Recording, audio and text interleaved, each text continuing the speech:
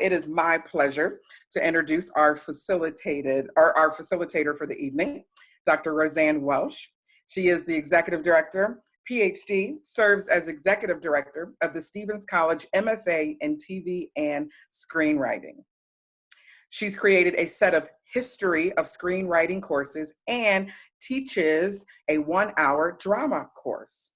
Her television writing credits include Beverly Hills 90210, Picket Fences, ABC News, including Nightline, Touched by an Angel. She also edited When Women Wrote Hollywood, published in 2018, which was named runner-up for the Susan Kopelman Award, honoring the best anthology, multi-authored, or edited book in feminist studies by the Popular Culture Association. She co-edited Women in American History, a social, political, and cultural encyclopedia, and that was named to both the 2018 Outstanding References Sources list and the list of best historical materials by the American Library Association. And as if that's not enough, Dr. Welsh wrote Why the Monkeys Matter, Teenagers, Television, and American Pop Culture. She's currently serving as a book review editor for the Journal of Screenwriting and on the editorial board by Written By magazine. In 2019, Roseanne was elected to the executive committee of the International Screenwriting Research Network for a 2-year term. Now you can listen to her speak, and one of the best ones is the importance of having a female voice in the room. Amen, all shade of that. And that is a TEDx CPP production. And also she has other recorded lectures on YouTube. So as you are able, use what the ancestors gave you and make some noise, unmuted for one last second for Dr. Roseanne Welsh.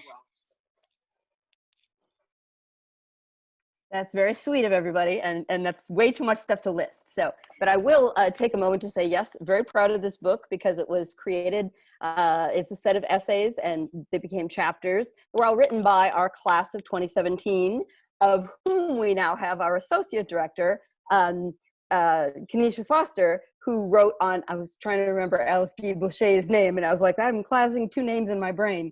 And so Kenesha wrote on Alice Guy Boucher, who she can tell us about in a minute. But it's an example. Go for it. I just said she's my great obsession. I will be happy to when it's time. Yay. And it's just an example of what we're trying to do with the history class and with the program in general, which is to get out the word that women don't have to prove they belong in this business. They've been in the business from the very beginning, and we just have to move on with telling their stories. And you've all read all the stuff on the website. That's our point, to get more female-focused and underrepresented voices out into mainstream media. And I use the word media because we used to say films and TV, but in fact, and Kenesha can speak to this as well, she's worked on a video game. We have another gentleman who Sidney knows, our current student, Youssef, who is doing a thesis on video game writing. And so we see that that's, of course, another world where women and underrepresented people need to be represented. And in fact, they're doing a little bit of a better job, is what I can tell from my 2-year-old son who plays Overwatch and a ton of other games. So these are all places where writers can be employed and can tell these stories that haven't been told before. So really, that's what we're excited about the program.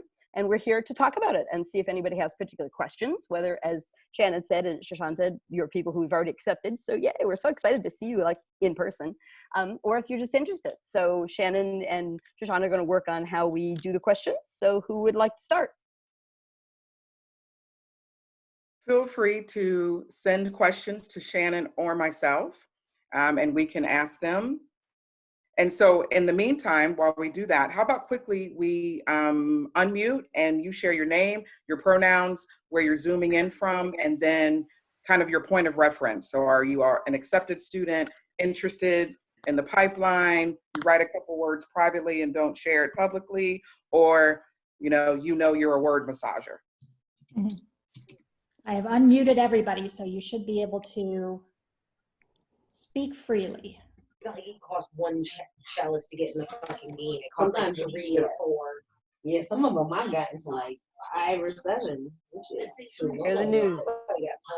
Shashan is actually muted. Shashan is muted, okay. There we go, thank you. Let's start with Kenesha. Oh, hello, with me. So generous. I was excited to hear from my name's Kenisha. I'm the associate director. Have you started watching that? I've seen all but the last episode. Can't hear any. Harold Baskins. Mute everybody. Sorry. Never is. It might be easier if you unmute as we go along, one person at a time. Sounds good. Okay. Okay, great. So I'll wait a second just to make sure we're all set for that. Okay, so we'll go back to, I'm gonna call names out as they're on my list. So Kenisha, you go first. Oops. Oh, wait till she. I thought I had it unmuted. That's all right. Okay, here you go. So Kenisha Foster, she, her, hers. I was both on the board when we were conceptualizing what the program can be and in the first class. That's because I'm an actor and was a writer there and ran a company called Second Story with some wonderful people in Chicago where we looked at creative nonfiction and we fused it with music and wine. So I had helped about 600 different storytellers cultivate their stories, and I was getting to a point where I felt like that was a play and that was a screenplay, and I'll try to be quick about this.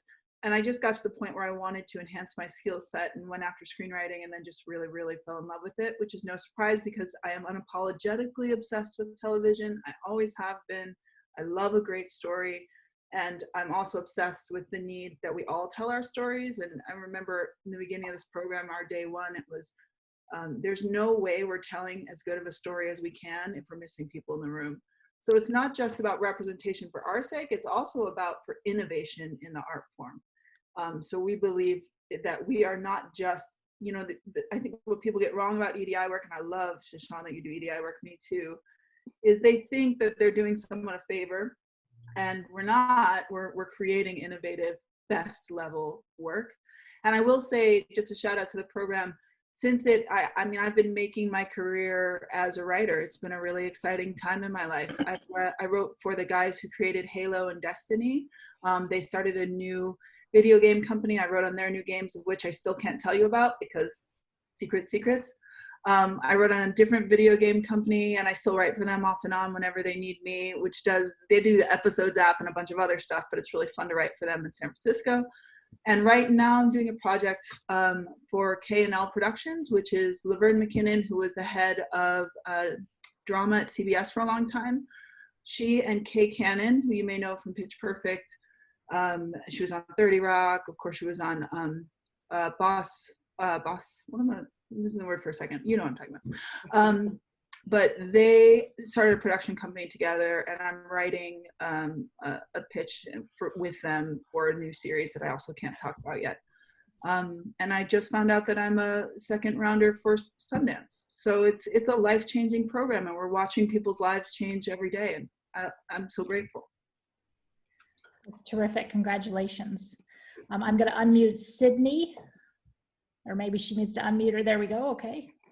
Hi, everyone. I'm Sidney Hosmer. I'm recently accepted into the MFA program here at Stevens. I live in West Hollywood, and I've been in LA for 4 years. And I met Yusuf through a veterans writing program, and he sort of introduced me to the Stevens College program, which is very ironic because I actually am also obsessed with Alice Guy Blaché. I went and I saw the documentary that they made about her 3 years ago. And in fact, I believe I interviewed to be a production assistant in 2016 on that documentary, but I didn't get the gig.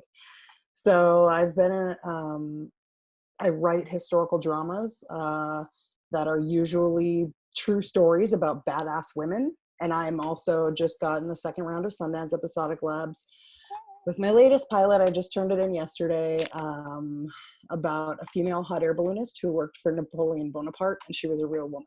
So that's my story. I can't wait to learn about the rest of you. Awesome. I'm going to unmute Stevie next. Hello, I'm Stevie. I live in Seattle. I mostly write comedies, and I'm fairly new to screenwriting. I have a degree in English from Prescott College in Arizona, and a lifelong obsession with TV, film, everything media related. So that's me. Welcome. Thank you for being here. Next will be Lauren, or Gina, I guess. Excuse me. Hi guys, I'm Gina and I live in Studio City, California, and I graduated at Stevens with a BFA in dance and then moved, yes, and then moved to Los Angeles.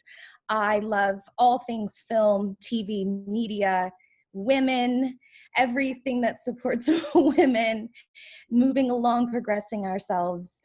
I love romantic comedies. I love romance. I'm a big component of love. So that's what I write about mostly. It's awesome. Thank you. I'm going to unmute Shannon next. I'm working on it. Hello. Hi, everybody. I'm Shannon Fopiano. I'm currently in the program, so happy to answer any questions anybody has about the program as it stands right now. And I'm a screenwriter in Los Angeles, and I've been having a great time. I just finished my screenplay in the program. I just finished last week. We're at the end, and I'm really happy with it. Yeah, so very exciting. Nice to see you. Next will be Hadley. My name's Hadley. I'm originally from New York, and last year I graduated with a degree in linguistics, so a different field of writing. I'm really looking forward to Stevens. I just got accepted, so I'm really excited.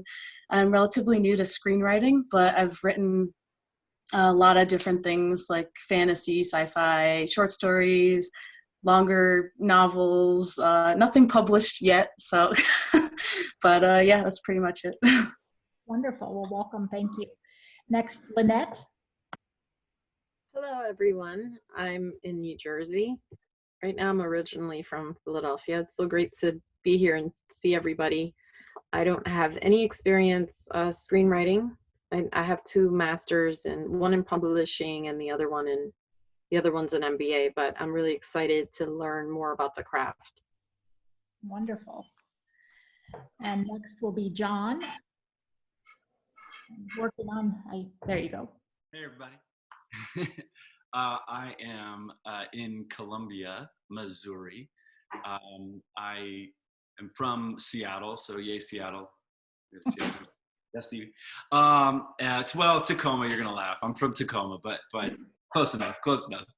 And I graduated with a degree in international political economics, and then became an actor. So that's pretty logical. And and I was in LA for many years, about 12 years, and then started working on Broadway in 2011. So then I've been doing Broadway and Broadway tours since then.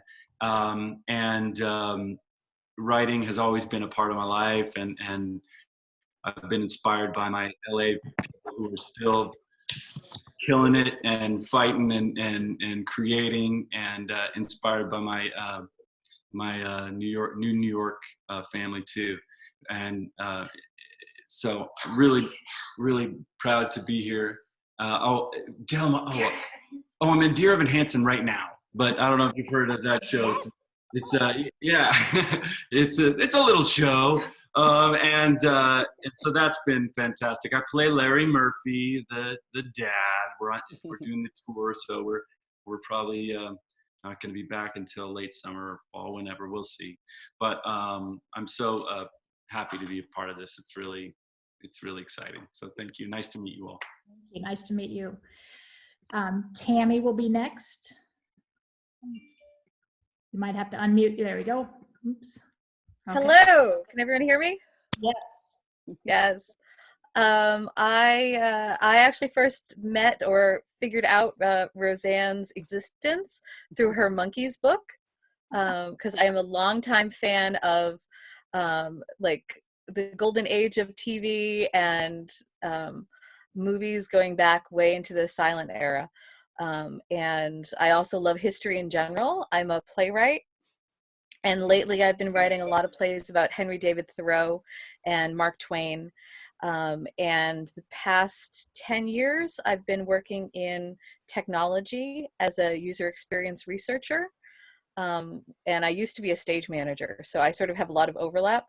And I would love to actually get into writing things about in the form of virtual reality. And also I'm interested in games and just telling and exploring narration in a really layered way. I would love to bring in history as something that's fun and not sort of stuck in the educational thing, but try to bring it into a narrative, and just try to make it a little more dimensional in as many ways as possible. So that's me in a nutshell. Yay! Hey. Can I inject something really quick? Of course. Yeah, just because you mentioned virtual reality and we have been mentioning games, not everyone on this call might know, but Stevens is the first college in the country to have a scholarship for female gamers, and they're an Overwatch team.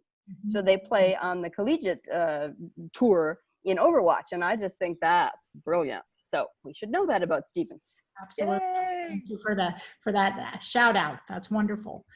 Next, I'm gonna unmute Teresa. There we go. Hello, everybody. I'm Teresa Konieczny. I live in rural Minnesota, and I have a background. I've been a documentary filmmaker for like 25 years or something. I have an MFA in art, already in experimental avant-garde performance and installation and video art, and never wanted to be a writer, ever, and I was living by myself on a farm, and these characters just wouldn't let me go, and I had no idea what to do with them. So, 13 years later, here I am. I've been accepted into the program for the fall, and yeah, I'm an activist, and all my work is about climate change, and that's what I've dedicated my life to at this point.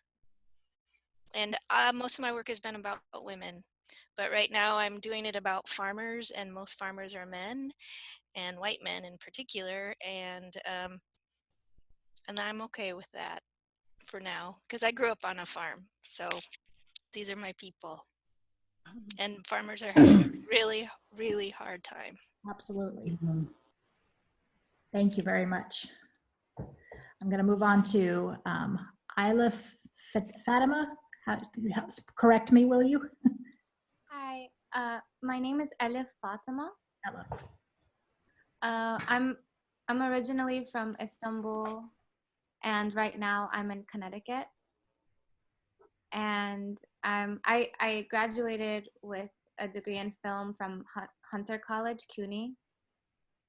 And it was such a broad degree that I wasn't really sure what I wanted to focus on after graduating, but after a few years, I decided that I really want to focus on writing. And I mainly have made documentaries, so I've mainly been focused on making documentaries. And right now I work at Downtown Community Television Center. It's a nonprofit based in New York City. And I'm working as a teaching artist to teach filmmaking to New York City youth who come from underprivileged backgrounds, to give them tools and resources to be able to tell their stories, which is so amazing that we get to still do that even amidst this pandemic. And I think I'm more interested in writing because I decided I want to transition into writing narrative stories, and I think I'm a little not sure how to make that transition just yet from documentary to narrative, so that's why I'm seeking a program where I can learn how to do that. Yay! Awesome. Can I add something to that? Yes.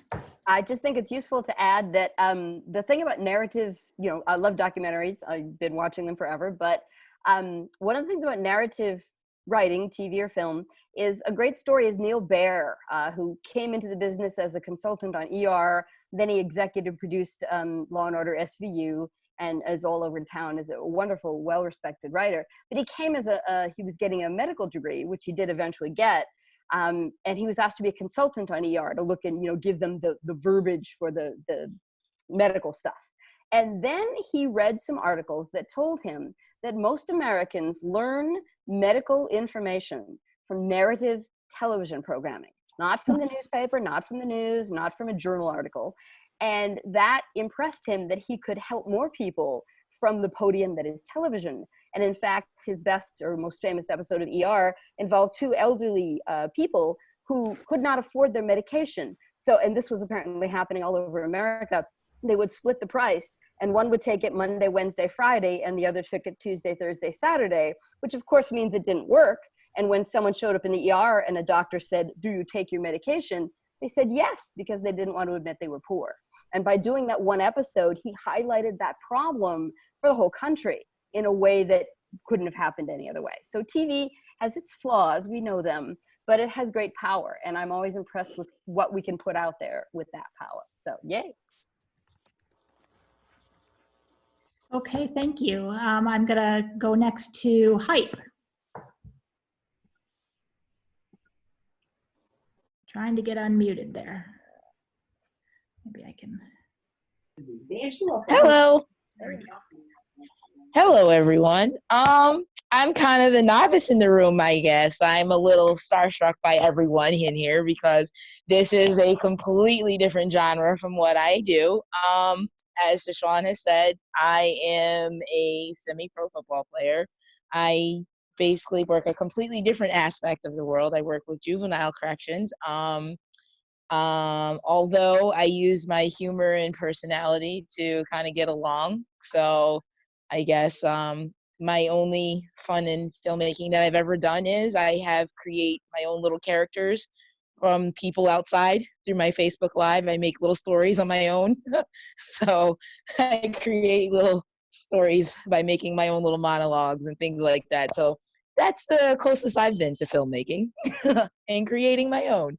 So yeah, and came in to support Shashawn, and my wife said, get on here because you need to get into something different, and I'm tired of people telling you, try something new. And I said, okay, I'll do it. So, hi. Well, all right, I got to add to that, you know, many sports figures have come into the entertainment business when their sports career is ending, right? Because your knees and such go out. So, of course, LeBron James is doing producing now. And I mean, think about Magic Johnson got very involved in entertainment. It is a place that many people in sports come to because sports is an entertainment, right? So. Yeah. I'm excited. I mean, we'll see. I don't know. This is fun. I'm enjoying just hearing everyone's stories and what everyone does. It's like, yo, I was like, I'm in a room full of elites. Jeez. Could I add to that too? I'd love to jump in. I mean, I just want to say, like, I started to have a story to tell is the core of what matters. You know, screenwriting in and of itself is a structural art form. So some of it is learning the structure, which you often get during the program. But to have a life to share, to have something to say, and for me, I'm hyped on comedy, obviously.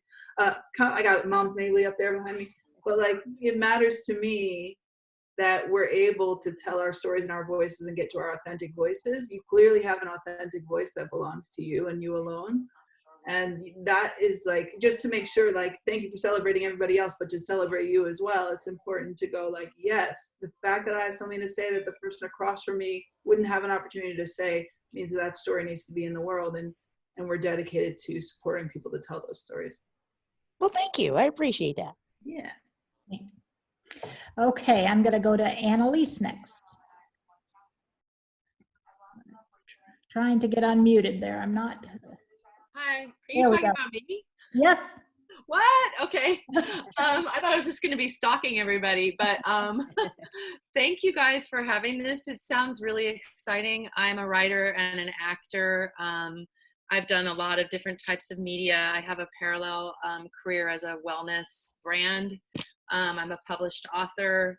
I'm a playwright. I wrote a play recently that was supposed to be opening 2 nights ago in downtown Manhattan, and we all know what happened there, so we live streamed it.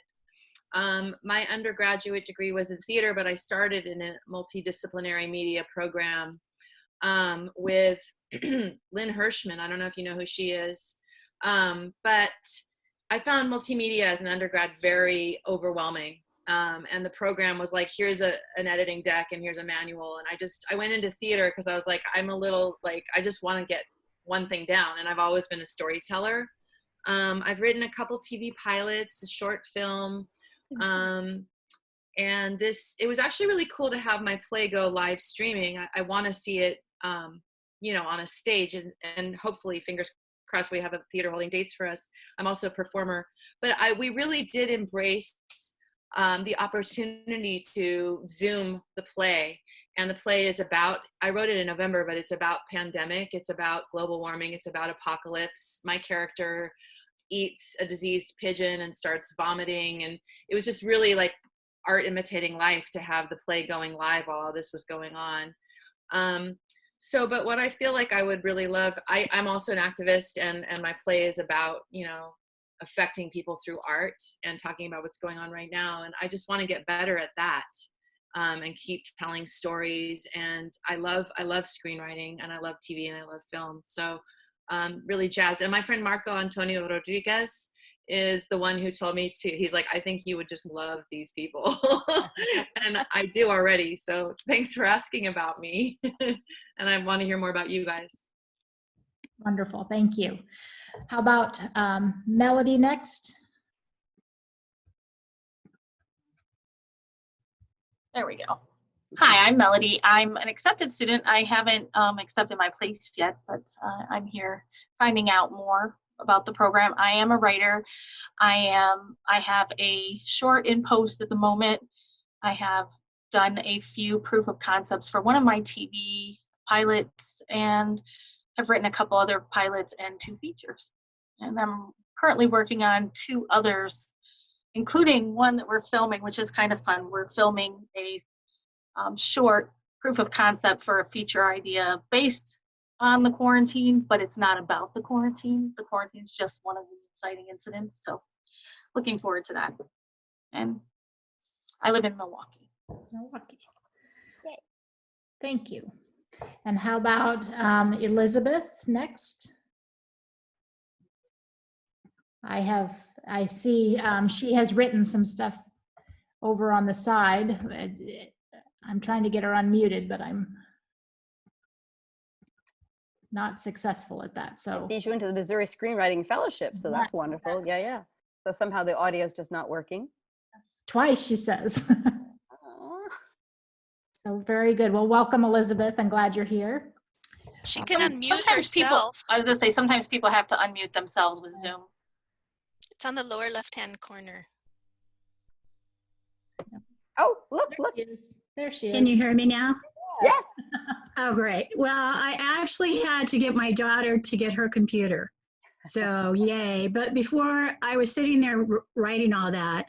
And so I pushed it, and I apologize to whoever I interrupted in the middle. But since I had to get her computer, I had to turn off mine for some reason. I don't know why. But should I go ahead, or did you guys read it, or? Okay, so a long time ago, I was really into screenwriting, and I actually got a couple of screenplays that were green lighted, and then they were yellow lighted, and then they were red lighted.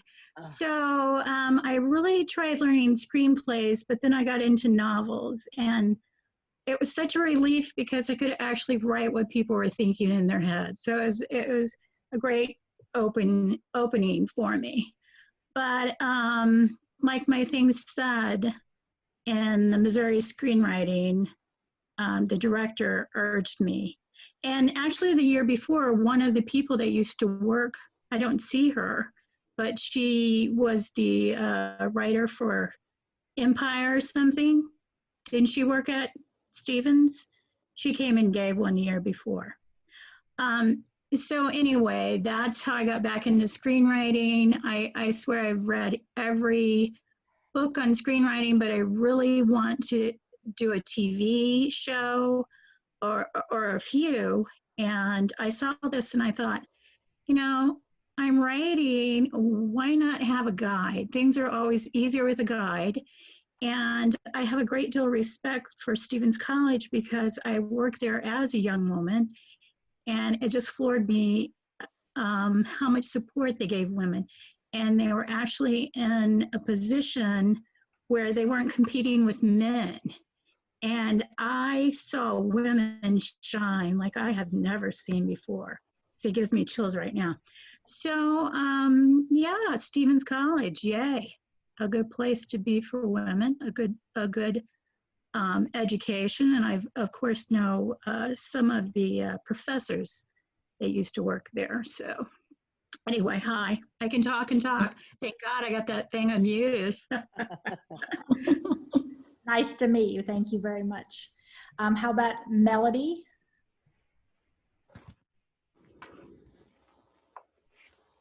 You already did me. Oh, I'm sorry. Thank you. That's okay. I turned off my video. I recognize you being now. a pain. So Okay, and how about Jot next? Hello there. My name's Jote. I haven't gotten a haircut since before the pandemic, so currently I look like a Neanderthal. Don't mind that. I live in Oakland, California. I would say just film and television has always been a passion. Been writing scripts for like 6 years now, mostly write comedies and dramas based on the experience of Indian immigrants. I'm just newly accepted to the program, just excited to work with you all and just be a part of it. Wonderful. And I think the last one, unless we'll make sure I didn't skip anybody, but Nikia. Hello? Hello. Hi, sorry, there's no video. I was not prepared for this because I thought it was yesterday and I've lost track of days. So, No, really? Yes. Currently, I work in a high school and I also teach a journalism class for CPS. I am in the pipeline because I want to write stories. The more I see stories, the more I am actually irritated by how stupid they are and how much I can't stand them. And I think about the stories that actually stand out in my head. Like, I recently watched Gentefied, and I really, really enjoyed that story because I liked how they told the story of the family. And I also liked The Last Dance. I'm very much enjoying that because I am a Bulls fan. So I want to be able to create something that's moving to me because I know that it'll be moving to others. I love it. Okay. So are you Chicago? Yes. Chicago! LA, me too. Words, fruits. So we've also got members of the admissions staff with us tonight, Sally Bollinger and Alex Miller and Gina Schultes. They're all here representing admissions, financial aid. So we've got people that can answer those kinds of questions as well. So why don't we, I guess, jump into questions. Don't be shy. That's what we're here for. You can also type them in the, if you don't want to ask out loud, you can type them in the communication or the chat function, and you can to either me or Shashan, and we can ask them on behalf of the group. I have a question. Gina, what does a day or week in the life of an MFA student look like? You mean during workshop or during the online part? Both. That would be great. Both, please. Maybe Shannon should take this one. Yeah. Hi. The workshop is a 10-day in residence workshop, and it's jam-packed from about, we start about 8 a.m. until about 9 p.m. And it's just jam-packed with speakers and interactive workshops and presentations. Then the day in the life of you guys can jump in there with probably more info about the workshop, but the day in the life of the after workshop, when you're assigned to different mentors each semester. You have 2 different mentors, and then you also take a history of film class. So that's a third mentor. That would be Roseanne, that teaches the history of film class. And with those mentors, it's kind of like they have a certain format that they follow, but for the most part, they bring their expertise and their style of teaching, so it can vary. But there's set deadlines for turning work into them, and there's set goals at the start of the semester of what deadlines you're meant to hit and what the goals will be for the end of the semester. So then after the workshop, it's all just online. It's going to be, just interacting with your mentor as much as you need to. Perfect. Thank you so much. That was probably not very good. Kanisha and Roseanne can add to that better. Kanisha, do you want to add something? I'd love to. I'm good. I'm just gonna talk a little bit about the magic. So when we're in our 10-day workshop, we get to be at Jim Henson Studios, which if people haven't bragged to you about it, I'm gonna unapologetically brag about it.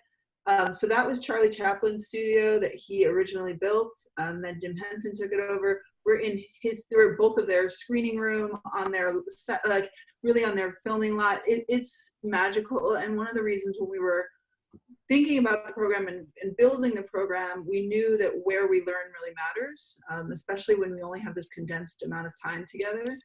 And the great thing is it is a lot, but it's very small. So everyone there at Henson thinks of us as part of the family. They're very generous to us. And so your most of your time during that 10 days is there. And then you stay at the Beverly Garland, which also was very carefully chosen. I know because I was a graduate assistant when we were preparing the program, and I looked at every hotel everywhere that exists in LA. And the reason we chose the Garland is, one, it's beautiful. It's got a pool and a hot tub, but it's beautiful. And Beverly Garland was, she was a woman in TV who then created this business, and that was important to us. So that's the kind of details we try to look at when we choose every part of what's going to happen. And then the important thing to know is we're bringing in the top people working during those 10 days. I mean, one of the things we always talked about when we created the program is like, we're kind of workhorses, we actually try to pull back because we want to give so much that we don't want to overwhelm people. So we have to talk ourselves down off the ledge. But it's really important to us that you've given us your time and that we get you really great people who are working. And we try to really make sure the best women are working are in our room, and they love to come because they believe in the program. And I always say, I think what's unique about a day in our program versus other programs, I also teach at USC. A lot of people in our program teach at USC. So you get a lot of the same teachers, but what everyone says is different, and what I think is different about our program is there's an intimate level of connection. So even the teachers who teach at USC can't actually have that one-on-one with their students there that they can have at Stevens. And you'll notice when speakers come in, I always say it's like both literally and metaphorically, they start their kind of usual college talk, and then they look around and they see who's in the room, and then they kind of like close the door and go, okay, here's what's really going on, because they're rooting for you, And for me, the most exciting thing about both being a student and on faculty is that we're trying to create those really intimate connections between you and people working. Like if you succeed, we succeed. That's how we feel. We're peers to each other. So if we can bring someone in who is in your genre and connect you, we're going to try as hard as we can with everything that we can, including making you ready to do the work to make that connection happen. So I think those are some important things about what the day looks like. They are, yes. Question. I can add really quickly to that. I love what Kanisha just said about the customization. And to me, that is really what I think we offer. The idea that Youssef, who Sidney knows, wanted to do video games. So we went out and searched and got one of the writers on Overwatch, right? We just sent a blind email saying, hey, this is what we do. Would you come speak to our class? And he and another gentleman came. Then a female writer came, because we always try to bring in female writers more often than anything. So that's really important. So he wanted that, we got that. Somebody wants to do a short film, we got someone whose specialization was that. People who want to specialize in horror, people who want to specialize in web series. We just kind of go out and find the people who do that. And we've been really excited about, then we create relationships with them. So that's our hope. That's incredible. One quick question. I live across from the Beverly Garland. What does that do in terms of possibility of since I already have housing? I know I don't know what that includes with people that already live here, and I live across the street. Sure. Maybe Roseanne, you want to talk about the logistics of what the program's policy is on it this year, and I'll talk about what I think what I think the pluses are, even if you do have housing. So why don't you go ahead? Perfect. All right. That's simple. Yes. People who live in LA, we get them the dispensation that they don't have to pay for the housing. You will still pay for the food because all the food is provided by the caterers at Henson. So, and we eat on the lot, breakfast, lunch, and dinner. Sometimes if we're traveling around town, we'll eat at some local place. So that's all part of the food fee, but the hotel fee, you don't have to pay if you live in Los Angeles. And we have had people go back and forth on that. So Kanisha can speak to that because she lives in town, but she did stay at the hotel. And it's just kind of, then you get to make your choice. Unmute. Sorry, I got a phone call while I was on here. So yeah, I mean, I think you should do what your budget and needs are. I mean, part of the point of the program is because we do so much as people who are non-dominant culture often, just to survive, and we're handling a lot of times 10 times as much as other people. The program is built to accommodate that intentionally. That's not an accident. So you need to do what's good for you. I will say there's something special about staying in the Garland. I stayed there even though I live here, but I also have 2 kids and they're awesome and I love them, and I needed to be away from them for 10 days and do some work that was about me, and that's what I did, you know. And they came and swam in the pool and it was awesome. But it's totally, you pick that for yourself. I will say some of the positives, I think, to staying on site, even if you are in town, are one, getting to really step away from your daytime job, your daytime responsibilities, and just make it about coming back to the space after and processing. And there is processing, you know, a lot of people sit together after there's a bar at the hotel, sometimes sit at the bar, sometimes they sit outside by the pool, sometimes there's a movie night at the pool. So I would say there was, I can only speak from my classes when I was a student, of course, because I give students space to be there now and see what it is now. But when I was a student, there was kind of a magic about processing the day together at the end of the day, and then going to sleep and then getting up and going again. So that was very, very special to me. So I just want to put that in your ear, but also encourage you to do what's right for your budget and your life. That's perfect. And just FYI, what happens if you live that close to the Beverly Garland, you'd have 2 options. People who don't stay at the hotel tend to drive themselves into Henson or to the other places we meet. But you could also walk to the Garland, and we set up lift teams, and then people take the lift cars into the Garland and to the other places we go. So that's another part of the logistics that we set up. Okay, thank you. Sure. I have a question. Can you hear me? Did you say yes? Yes. Okay, I see you nodding. Okay, so as far as deadlines and assignments, is there any type of list, or the lady Lauren that asked the question before me, just what kind of deadlines are there? What do you expect in a week? And how many different, I think I heard 3 different teachers or departments. Can you kind of go into that?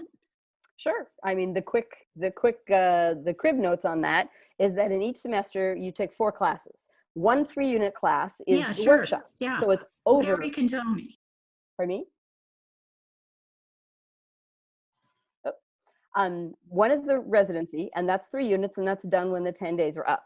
So in the course of the online time, you're going to take you're going to do a screenplay, and in the first fall semester, you do the outline and the first act, and in the spring semester, you finish it and you do a rewrite, and then you do a TV spec in fall, and you do a TV pilot in spring, and then you take the history of screenwriting class, which goes across chronologically from silent films until the modern day in 4 semesters. So every semester you have a screenplay, a TV, and the history class that you're doing on your own at home.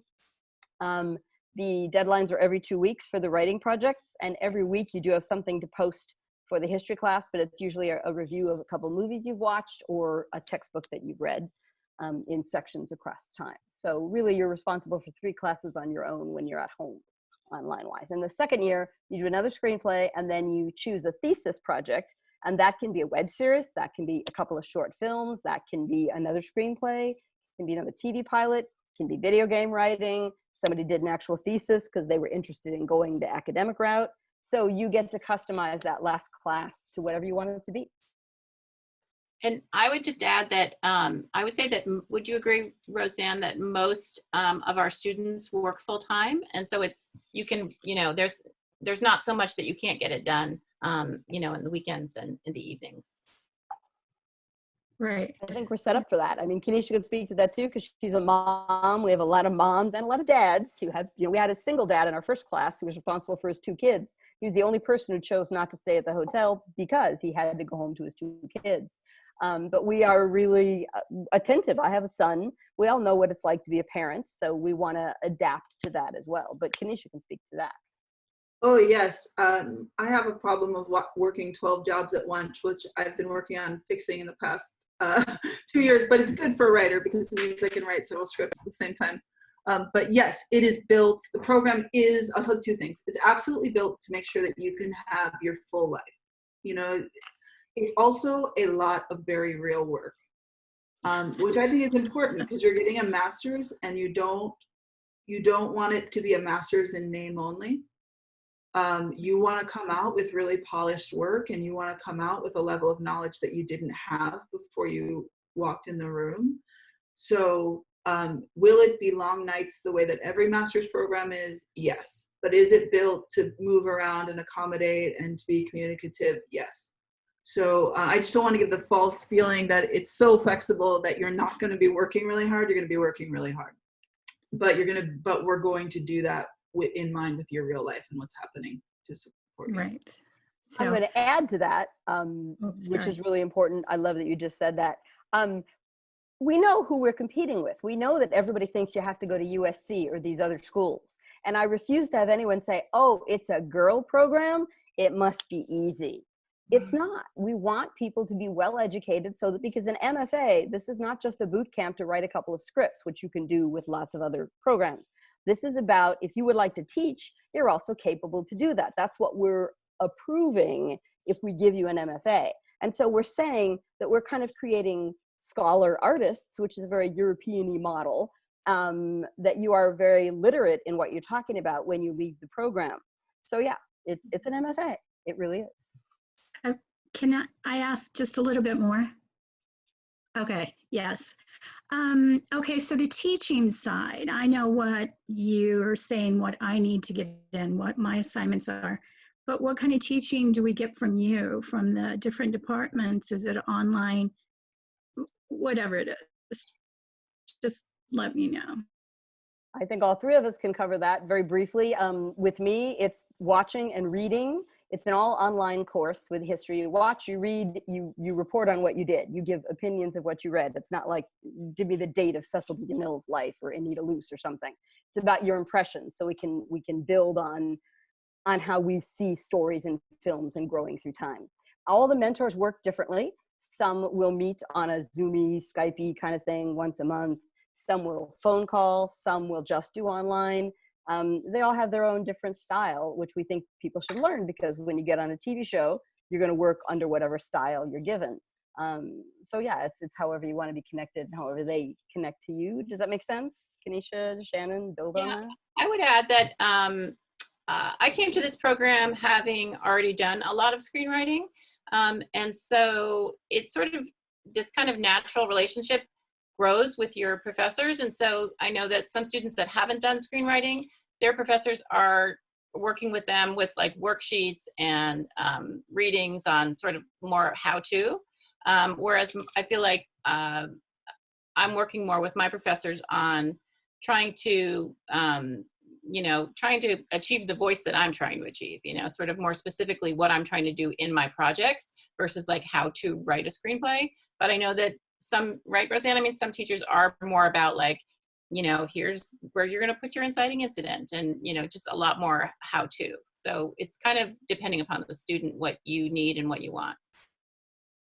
Yeah, I would agree. I think that it's accurate and it's intentional, being that we all are coming into the work for different reasons, and we're trying to cultivate, like you said before, your real voices, and give you what you need specifically. A couple things I would say is you do a big project every year where you pick a writer to focus on, and you do a presentation during each workshop on that writer throughout the eras of history of screenwriting that Roseanne talked about, which is where the book came from, and which is actually, I've been meaning to tell you this, Roseanne, and I haven't, but one of the projects I'm working on right now is a historical fiction. It's been invaluable in the room to take the research work into that program. So that's been really helpful, not program, but job.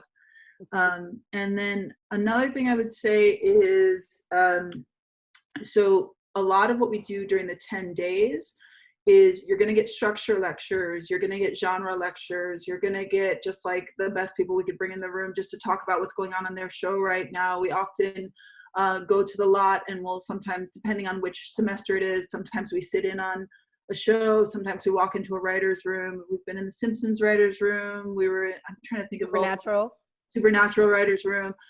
You know, and then those writers will talk to us for a while. So we try to do as much hands-on during the 10 days.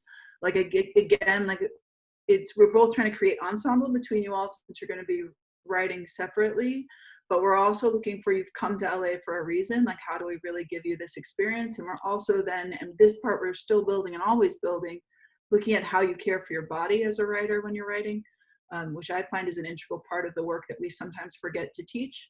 Like, what does it look like to sit for if you're sitting for 8 hours, how do you care for your body? What does movement look like? How am I integrating my own personal health into that day? So we're really trying to think of the whole person. And one of the things I think also that's unique about our program, because it's individualized, is every time we do a workshop, we do a lot of assessment, but we also meet and look at like, what's the yes and of that? What's working really beautifully? How do we build on that? And we ask our students to be really communicative in that too. So that each one is a little built around, it has the core structure of what we always do, and then a little built around what the needs are of the group that's coming in.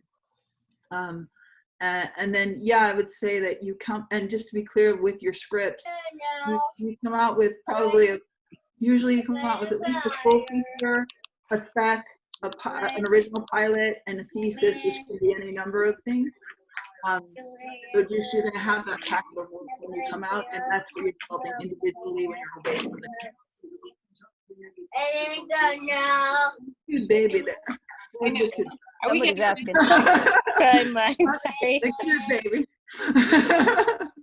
I see the important question on the side. Do you want me to handle that, Shannon? Please, Roseanne. I was getting ready to ask it since it hit in the chat. Yes, everybody wants to know. So do I. Of course, we're in debate right now as to what happens if the pandemic is still a live thing, which we imagine it will be. Right now, California is until May 15th. I assume because our public schools are actually closed, the campuses are closed for the rest of the year, I think that will go till June 15th. People don't have to arrive here until the end of the first Friday of August. This year, it's actually the last Friday in July. I'm going to probably maybe do a survey with accepted students once we get closer to June, because if people think they could come, but then there's the issue, do you want to get on an airplane? We don't want anyone to be feeling uncomfortable. The Henson lot is open. I've talked to them. It's open for their tenants to come and use their little individual offices, but they're not filming there. But we would be 20 people in a conference room and in a screening room, and that would break the rules if they're still in place. And that's how comfortable we are. So probably the first week of June, we'll make the call. And if we can't meet in person this year, this fall, we would do a Zoom workshop, because it's a 3-unit course. We would still run the panels. We would bring the people for you to speak to. You would meet your mentors across Zoom. We would do everything we normally do. We would just do it the same way we're doing this today. So I hope to know, I plan to know by the first week of June. And what's great, I mean, it's not great because all of this is very trying for all of us, I think, but what's been nice for our program is because we're already built to accommodate learning in this way, it doesn't take away from the learning experience. It's lovely to be together, and we hope that we're able to be, but we're also able to prioritize health and care without you losing the core education. Great. We also have a couple of other questions that came through the chat about financial aid and scholarships. And then also one of them about using the VA vocational rehab, asking, that's a specific one that maybe we can follow up with about filling out the FAFSA, but would somebody like to field some scholarship? And there we have Alex here. Yes. Thank you so much. First, I just want to say thank you all for sharing your story. It was so nice to meet you all. I see your names come across my desk, but it's so nice to see you all in person. My name is Alexandria Miller. I'm the Director of Financial Aid, but I'm also right now the Interim Associate VP of Enrollment Management. So thank you both, Shoshana and Shannon, for putting this on. We appreciate it. So just to touch a little bit on the scholarship talk, we do offer one scholarship for this program. It's called the Jan Moreno Scholarship. It is for women who are 45 or older only. And so if you don't meet that criteria, unfortunately, there wouldn't be other institutional scholarship opportunities. But for graduate students, the financial aid that you're eligible for would come through you doing a FAFSA. And so you can go ahead and fill out your FAFSA now for the 2021 academic year. And graduate students are only eligible for unsubsidized loans. But I know hot off the press, the numbers and the cost for tuition, and it looks like per semester right now it's going to run about, and this is an estimate for just the room and board and the tuition piece, but it's going to be just a little over $10,000 per semester. So just to give you a good idea, as a graduate student, you are eligible for $22,500 for the year. So we would divide that in half. So if you are going to plan on taking out federal loans, you will have coverage there for the program. You may have extra costs with getting back and forth to LA for your travel. And we can talk about, private loans for that. But I know the big question is, do I get Pell Grants? And unfortunately, graduate students are not eligible for Pell Grants. You're only eligible for loans at this time. And I would love to talk about the I think it was VR piece. I don't know if someone can send me the name of that person directly, or I can address it here just in case there's a couple of situations like that, but we don't require our graduate students to complete a FAFSA for VR. Okay, that's that. I think that answered her question. Maybe. Perfect. But I will send you that name so you can follow up. Thank you. Cool. I think I'll just add that I'm one of those alternative students who didn't get my PhD until late because I left Ohio after a bachelor's, desperate to work in television, and eventually I hit 40 and all my friends had master's degrees or above, and I felt like the dumb girl in the room, and I didn't like that. So the joke was, for my 40th birthday, I could either get a master's degree or a Porsche. I couldn't really afford a Porsche, but that was the joke in our family. And everybody said, what good is the Porsche? It will devalue itself, but the master's degree will value itself. And then while I was doing that, professors I worked with were like, well, where are you going for your PhD? And I was like, oh, who needs a PhD? I'll be like a little old lady before I get one. And the person I worked with said, you're going to be a little old lady anyway. You best be a doctor when you get there. So I took out the loans, and I'm still paying those loans off, but they put me in the place when our friend Ken, Kenesha and I know Ken, and of course Shannon knows him, who founded the program, who is our writer in residence. So you get to work with him when you're in town, and if you get him as a mentor. He called me and said, I'm putting together this program, but I need someone with a PhD to go do the whole accreditation thing, and I want everyone to be involved in the Writers Guild, and you're the only person I know that's in the Writers Guild and has a PhD, so would you work on this with me?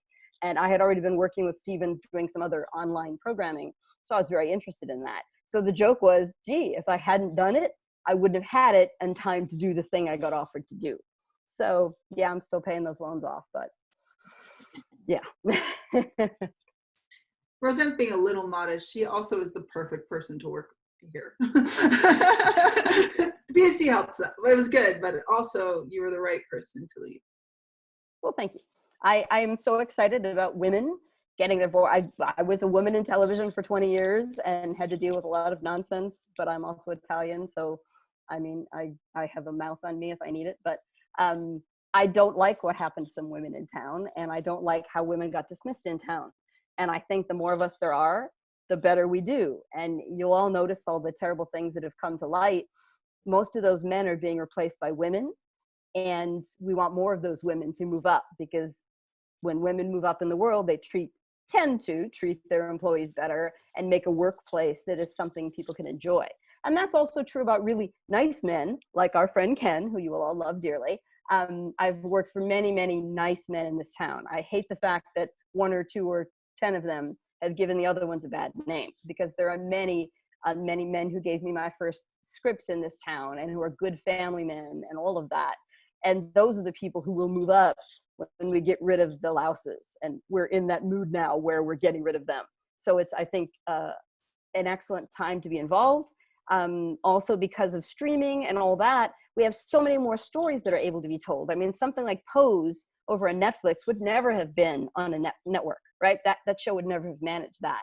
But because we can niche market things, there are so many more stories getting out there and getting attention and getting Emmy nominations. And I think that's really fun. And that excites me. So I'm excited about bringing that opportunity to other people, as well as the people who want to teach. Because we often have 2 or 3 or 4 or 5 people who are already teachers who got their jobs because of their professional experience. But again, they didn't have a master's or whatever. So at their schools, they can't move up and become department chairs or deans. So they need the MFA. And so they come to us, and they're really good to have in our mix because they're very smart people, and they, of course, love the business. And in that case, one of them has, because of his MFA, has now been promoted to a dean at his college. So that's another track people go, and another thing I'm excited to see people do. Yeah. And I would say something that we hoped for our program that we're seeing come to fruition is we wanted people, no matter where they're living, to be able to use their degree to make and get work. And that's what we're seeing. Just like Roseanne said, we're seeing people either, sometimes people are moving up within their organization as teachers. Sometimes people are making film and TV that is not happening in LA, which is a thing that is happening. And we're seeing our students. I mean, Michaela's in a room right now, and she's doing great. She's so great. But we're seeing people all over really do the work, and we're seeing our people in LA go straight in and get into rooms and either getting positions or assistant positions or actually be in the writer's room. So the good news is we are seeing that payoff happen right away for students. And I would say I got my management team and my agent, I got with my thesis project that I wrote in my master's program. And then because they read the thesis, they asked if I had anything else. And because I had 5 things ready, they took me on right away. So it really was the program that made those things happen for me. I'm not just pontificating. It was literally the program that made those things happen for me. There's a question about references. Is it a form letter or a letter for recommendation? That's a Sally thing, right? Yes, I can speak to that. Hi, everyone. I'm Sally Bollinger. I am the current director of admissions at Stevens College. So the letters of recommendation or for recommendation, when you are filling out your application, it will ask you for, we require 3 for the program, and I think you can enter up to 5 on the application. So once you submit your application, those people that you put down as the reference, they are emailed that form through our system, and they fill out the form and they just submit it through there. It's very easy for them to do. It shouldn't be a hassle. Sometimes we do see they might not see it. They should definitely check their spam. If you've noted that your references haven't received their letter of recommendation, definitely reach out to us. And I actually have the form in PDF, so I can send it to them, straight to them, and they can fill it out and send it back to us, not an issue. I think also, Roseanne, there was a question about application deadline. And I don't know if you want to talk about that one or sure. if you want me to answer. we discussed it, Sally and I discussed it. It was officially the end of April, but of course, in the midst of what is going on with everybody right now, and because we won't make the choice about whether workshop happens in person or online, we feel fine with waiting until the end of May to accept. We have 20 people in the class right now, and we really kind of hit it at 22, maybe 24. But yes, we are still going to take applications through the end of May.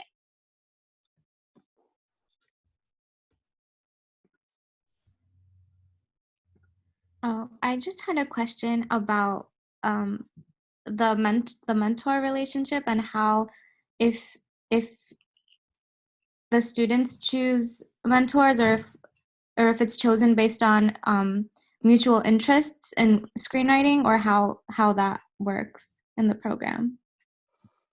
In the first year, since you won't know any of the mentors and we'll be getting to know you, we have a survey that we kind of ask you a bunch of questions, and then we do our best to match you up with someone who suits the style and the genre that you want to work in. Then of course you meet the mentors while you're here, and you hear from other people how they're working together, and then you can request, but of course we can't have 24 people work with one person, so we try our best to give everybody that experience that they'd like, as well as we want you to have 4 or 5 different mentors across the time that you're here, because we want you to see all those different ways of processing, of doing your work.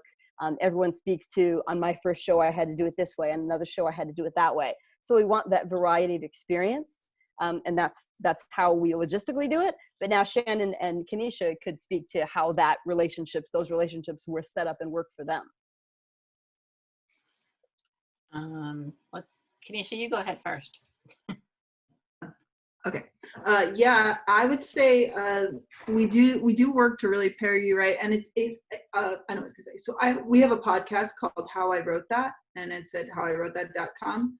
And I'm telling you that because we've done a new feature this year where we always interview the top women working in TV and screenwriting, and most of those women also have come to our workshops and presented, so you'll get a variety of who comes to present from those. But also we've added something this year where we're doing interviews with our mentors, so that you can, with our female mentors. There's a lot of great dudes too, but they're not on the podcast. The reason we did that is so that you could see the variety of styles. So I've asked them each, I host the podcast, so I've asked them each this year, how do you work with students specifically?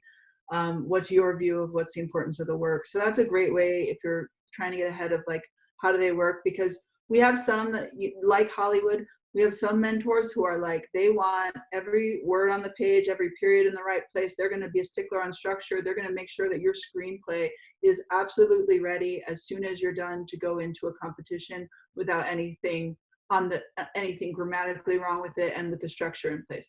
We have other mentors who are like, I need to get you to your truest voice as soon as I can get you to your truest voice. We'll worry about the grammar and all of that in your next rewrite, right? So, and that's intentional. And hopefully you're going to have each style as a mentor while you're there, so that you have some scripts that are all about polish and some scripts that are all about voice. And some days you're going to be so glad, and some days you're going to be so frustrated. But in the end, you're going to be glad. And that's what we find. We find that you because you have that combination, and because there's always somebody who fits you really well, and then there's somebody who doesn't necessarily fit you well, but that's why it's good that you're working with them, because they're going to hone this skill set that doesn't come naturally to you.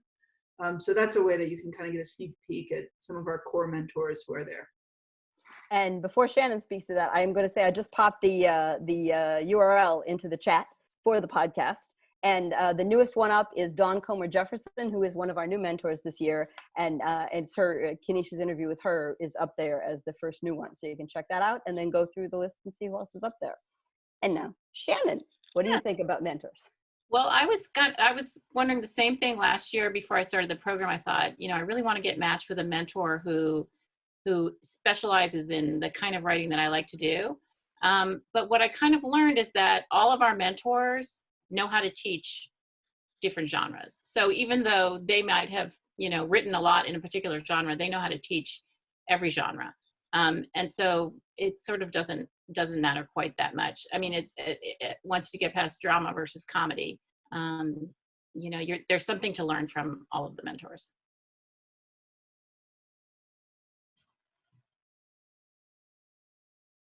What else you got? I have a question about the spec requirement. I noticed that this year 2 of the fellowship programs have changed to 2 original pilots, and I think that the other fellowships might follow suit next year. Will you guys consider changing that requirement? If so, I will speak to that right away. Yes, a couple of the fellowships have done that, and we will probably still continue to have the fall be the very first fall be when you do a spec, because as Kenesha said, people come from all levels of understanding of this business. And the first way to learn how to write television would be to learn to do it inside the format that somebody else has already created. And you're going to learn all the things about act breaks and all that stuff. Also, as much as a fellowship is going to say we want 2 original pilots, when you get into the world of agents, and some shows are doing this too, I recognize that, they want pilots. But they'll read a couple pilots and go, yeah, this is a good writer. Yeah, this is a good writer. Can they mimic my voice? Because the real job in television is sounding like somebody else. So bang, bang, now I want to read a spec, right? And so it's always going to be a handy thing to do. It's a handy learning exercise to get people into the concept of writing TV. And so then you would do a pilot in spring. And if you wanted to do another pilot as your thesis project in the following fall, that would be your option. So you would still, and you could leave the program with 2 pilots and a spec and your couple of movies. So that'd be up to you. Other folks want to speak to that? I think that even though a lot of the fellowships are switching into 2 pilots, still to get your very first writing job, after they read your pilots and love them, then if you've never been on staff before, then they would like to see a spec. That's what I've encountered.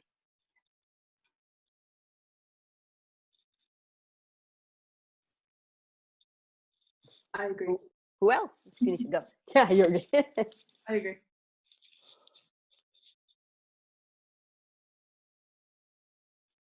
Other questions?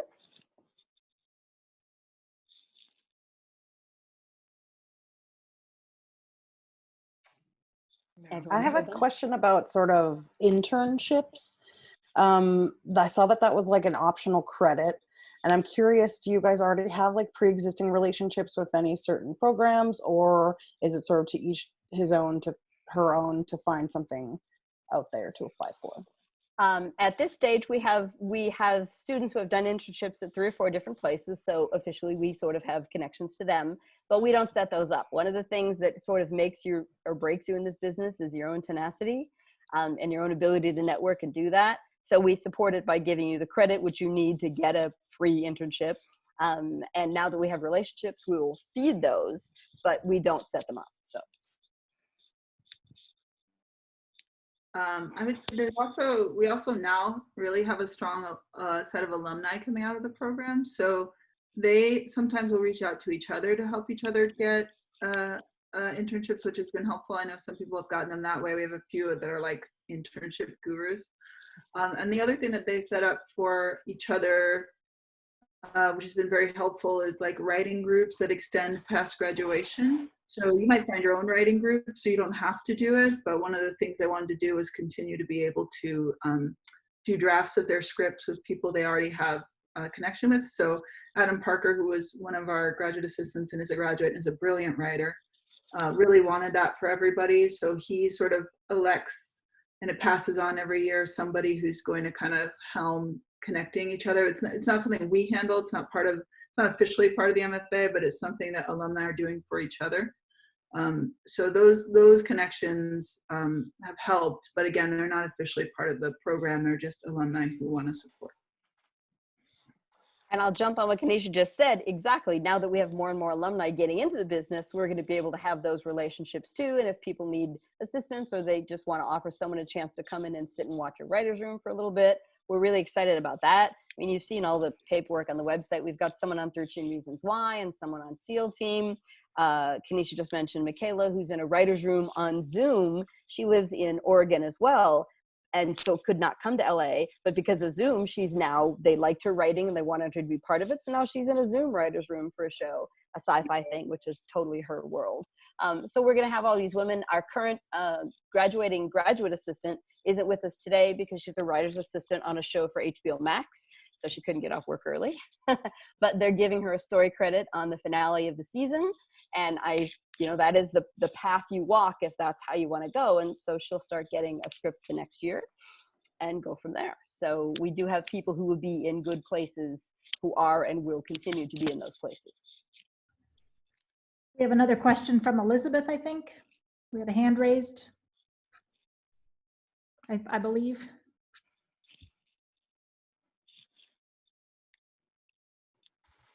In the meantime, just wanted to direct everyone's attention that Sally and Alex each put their email addresses in the chat. So if you have specific questions, I love the way that Kanisha said, to your budget, your lifestyle, your unique circumstances, then you can feel free to do that privately. So feel free, the email addresses are in the chat. And if for any reason, it's SBOHLINGER@stevens.edu. That is Sally. You can also do gradadmissions@stevens.edu. And Alex put hers in there too. And that is FINE, F-I-N, aid@stevens.edu. Elizabeth? Yes. Okay, so getting back to the money. There was one scholarship for women over 45. Yeah, that's me.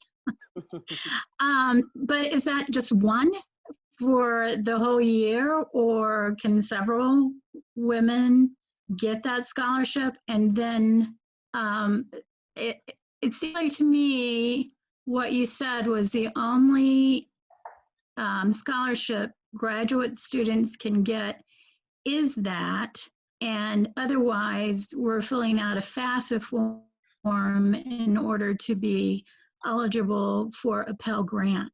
Not a Pell Grant, no, can't get a loan. So it's that scholarship and loans. Is that okay?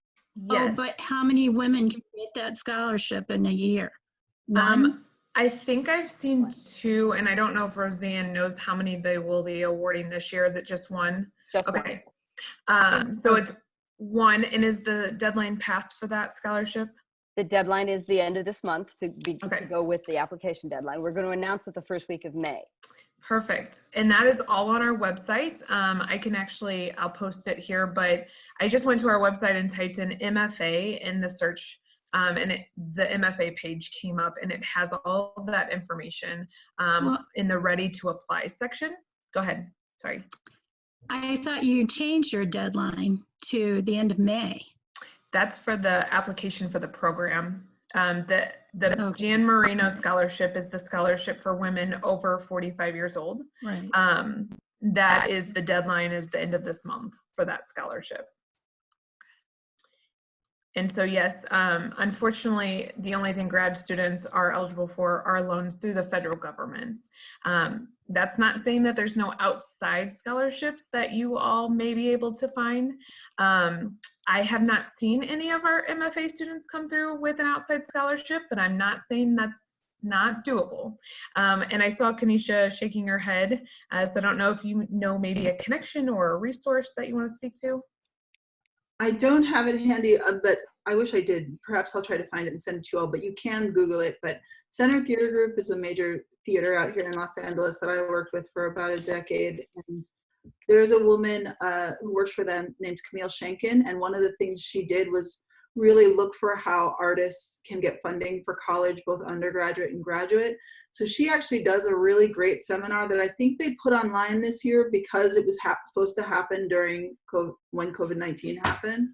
So I think she filmed it and they put it on YouTube in their CTG series, where she does, and she has this whole speech she gives that leaves me inspired, since I have a 16-year-old who's getting ready to be an artist in college, about how many independent scholarships you can apply for and how many people don't realize are there and how they can actually take a big chunk out of your program. So I can't name them directly, but I'll look for that link. I'd encourage you all to look for that link. Camille Schenken at Center Theater Group.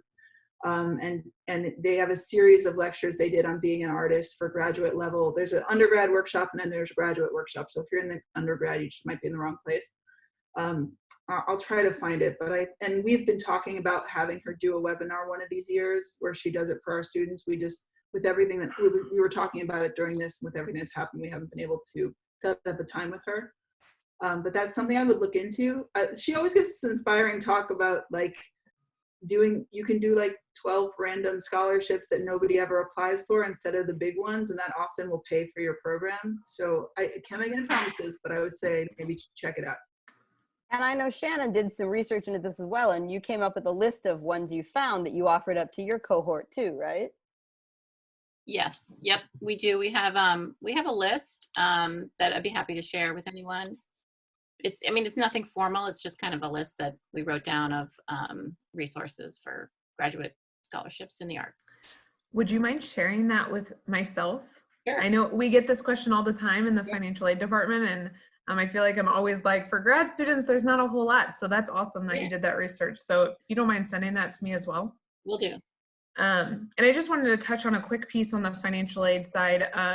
packages, financial aid packages actually won't go out to the students until they are deposited in the program. So if you're accepted and you have a FAFSA on file, you actually won't hear from the financial aid office until you actually deposited and secured your spot.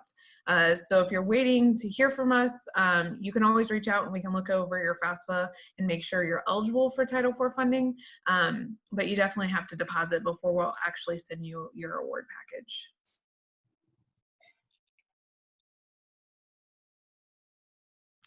Thank you.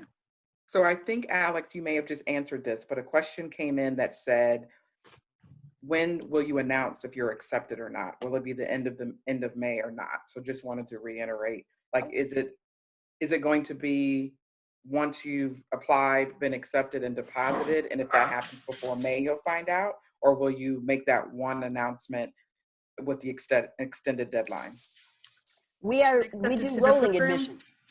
And we do rolling admissions. So as soon as your application is full, we get sent it and we read the material and we make a choice. And then we call and have a conversation and then we make a choice. So as soon as it gets finished, we'll be able to go over it and you'll know as soon as probably a couple weeks after we get the final application. Yeah, so as Roseanne said, I think we have 20 seats right now that are deposited. And so usually I think they cap this program 22, 24 is like she said. And so if you're thinking about it or you haven't finished your application, I would highly encourage you to go ahead and get that done. And I know Sally is right now the AC for this program, so she can speak more to that on how the letter comes out and the acceptance, but we're accepting people and moving full steam ahead. So they just extended that application deadline to the end of May.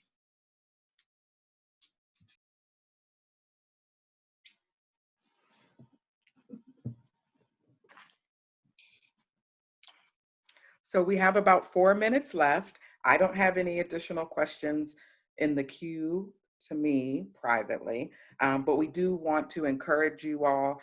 There are multiple email addresses floating. Don't feel like, you have to just do one person. We are great colleagues and appreciate everyone's contribution. So just email whoever's you have and we will direct it to the individual that you need. But we want to take this opportunity to say thank you to each of you for creating time, for being vulnerable, to following your path and the calling that is in your head, heart, spirit. And we look forward to what you're going to create. Thank you for all the members of the Stevens communities who have come out. So alums, we honor you and thank you for being out in the world. And of course to Shannon, who's done a great job making sure that this call occurred and facilitating and muting and unmuting. We appreciate her contributions. Thank you, Kanisha. Thank you, Roseanne. Thank you, Sally. Thank you, Alex. And absolutely #Stevens. And that is learn, grow, lead. So we can actually add create. Oh, Roseanne, I saw that you had it. It's 3 words. It's called Write, Reach, Represent. That is what we're about, right? And women need to do that and underrepresented voices need to do that. That's what we stand for. And that's different, I think, than any other place. Write, reach, represent. And thank you to Shashan for being our moderator today. This I just was wanted to lovely. make sure that people one way to stay in touch with us is through Facebook. So if you join our Facebook group, then I'm sure that's where we'll announce, right, Roseanne, where the workshop's going to take place, if it's in person, and just any kind of news about the workshop. Exactly. Shannon has that email. I send her the email link. If you could throw it in the chat, that'd be great. Because we try to post all the success of our students, and we try to post if there's a really interesting article about a woman creator. It's good for us. If you want to be a woman whose work gets seen, you have to be the person who goes to the theater or signs on to Netflix to see the work of other women, because we have to support each other in this world. So that is a nice place. Thank you, Shannon.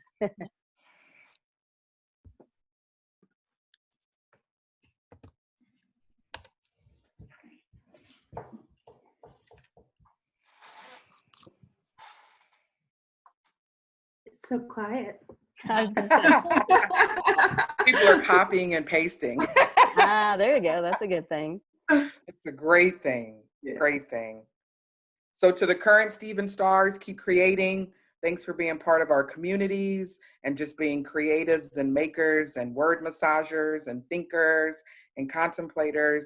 And hopefully we have some aspiring stars tonight who will finish up those applications and financial aid. And absolutely, when it comes to scholarships, don't leave out your civic organizations, sororities and fraternities. You know, go very niche and find out who has pockets of money. And even if they say it might be for undergrad, you might just want to throw your application in the mix and then make the pitch for yourself that you need some funding to help you share your voice, and that they may have designed it for an undergrad, but if no one seeking an undergraduate degree applies for that pool, but your app is already there, then they can award it for an MFA. So if there is no way, make a way. So I think with that, we're going to say thank you again to everyone for coming. Of course, we hope that you and your loved ones, including your furry babies, fish, birds, and everything else, remain healthy. And we send you light and energy in your favorite hue. So please have a fantastic evening. Thank you. Thank you all for coming. Thank you so much.